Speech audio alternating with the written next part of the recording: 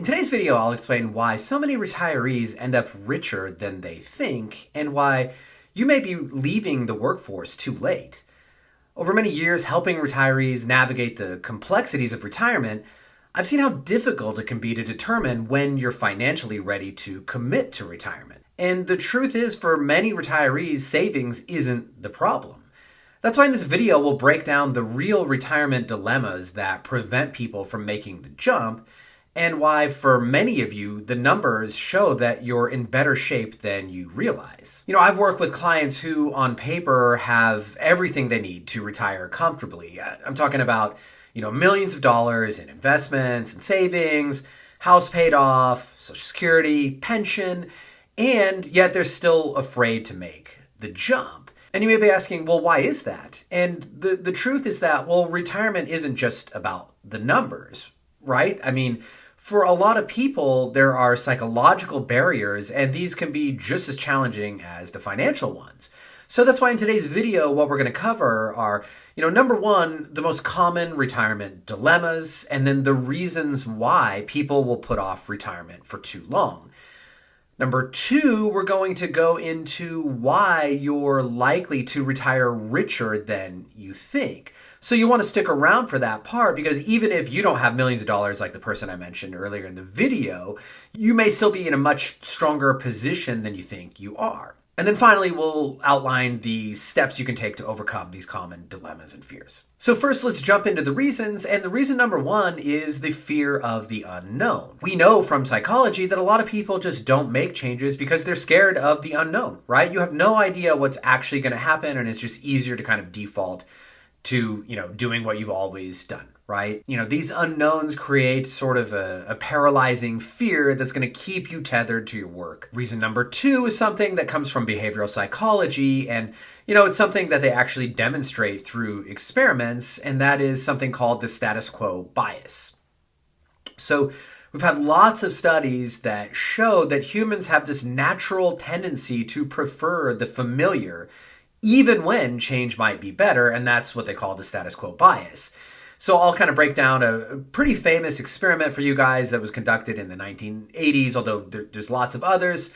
So a couple of psychologists named Samuelson and Zeckhauser, they had an investment choices study. And what they did was they asked participants to make hypothetical investment decisions from a set of options. And in some cases, one of the options would just be the status quo, literally labeled, "This is your current portfolio." And in other cases, there was no option designated as the default. But the upshot of this is that participants overwhelmingly chose to stick with their current portfolio, even when the alternative options clearly showed there was a benefit to changing.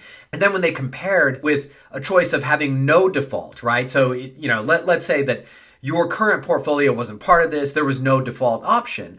Well, when that was the case, people made a lot more different, maybe varied and balanced choices than they did when they had a default option. And so what happens here is they pretty clearly demonstrated that people just tend to stick with the status quo, and they just sort of let inertia take over. The default choice for humans is the safe and familiar option. And, they'll give you reasons tied to evolution of why they think that is. But in any event, this is a well-known bias, and it's something that I come across all the time in my job as a financial planner. All right, reason number three, and that's something called loss aversion. And this is another phenomenon that they study in behavioral psychology, and it's been demonstrated over and over in experiments. And so it's a little similar to the status quo, and it might be related, but here what they'll demonstrate is that humans tend to put more emphasis on loss than gain. So one famous study by a couple of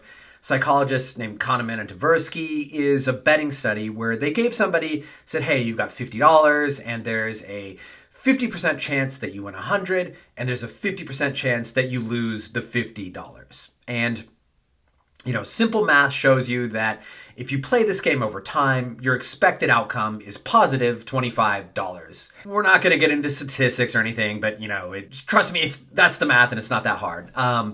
And what they found is that most people rejected this gamble despite the very favorable terms. I mean, if you really had this opportunity and you could play the game over and over, you would do it forever because, you'd end up with like infinite money. But what they realize is that, the pain associated with losing the money is far greater than the joy that you would get from getting the gain. And so what this demonstrates is loss aversion. And it's just the principle that, like I said, people worry more about losses than they do gains. And so think about it in the context of retirement. People are way more worried about what they might be giving up, which is steady income and everything that comes with being employed, as opposed to what they might gain, like freedom and enjoyment of their golden years. All right, so now we see what some of these psychological biases are that might be holding you back.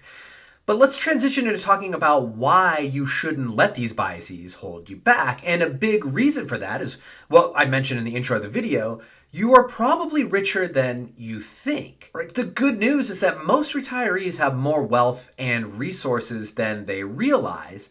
And let me break this down for you a little bit. So first of all, something that a lot of people don't consider is that they're sitting on a ton of home equity, and that's kind of a hidden asset. There are millions of boomers out there who are sitting on literally, in a lot of cases, millions of dollars in gains from the equity in their home. A lot of them no longer have a mortgage, or even if they do have a mortgage, it's just a tiny amount compared to the equity value in their homes. The other thing to consider is that the average American home is enormous. And the reality is most people don't need to live in that big of a home. And I get it, there is a psychological barrier to getting rid of your home. It's another bias called the endowment effect. But the reality is, if you have a 3,000-foot home or bigger and there's just one or two people, you don't really need it. I guarantee you could probably be comfortable in a 1,200 square foot home if you gave it a shot. A lot of people just accumulate junk, or they stay in a home that is way too big on the off chance that, well, somebody might come visit me one time. And yes, that might be true, but there are things called hotels that you may have heard of. And if somebody comes to visit you once a year, you'd probably be better off just paying for the hotel instead of tying up all your capital in this asset. So I'm going to suggest that for a lot of you, you should consider the fact that you do have a home as a backup plan and you don't need to worry as much about retirement, because if it really comes down to it, most people are going to be able to downsize. Not only could you consider downsizing, but if you did actually want to stay in your home, you may be able to do something like a reverse mortgage. And I know they have a terrible reputation, and I'm not suggesting that should be your first option, but the truth is, they've actually come up with a lot of regulations for that space, and reverse mortgages are a lot more favorable to the homeowner than they used to be. And so it's an option that you really may want to consider if you do want to stay in your home and tap the equity. Now, something else that a lot of people aren't factoring in is the fact that a lot of expenses actually decrease in retirement. So yes, your healthcare costs may rise, and there's a way to mitigate that, but a lot of other expenses often decrease. So, something you may not be considering is you probably don't need two vehicles anymore. You're not going to have a commuting expense anymore. You won't be paying payroll taxes. So, you may have been thinking, well, I had $100,000 coming in every year, and now I'm not going to have that. But the reality is a decent chunk of that was coming straight up off the top from FICA taxes and Medicare, and you're not going to have to pay that. Even if you're drawing from a pension or drawing out of your IRA or 401k or something, you're no longer going to have to pay those. And so you got to factor that in. Other things to consider.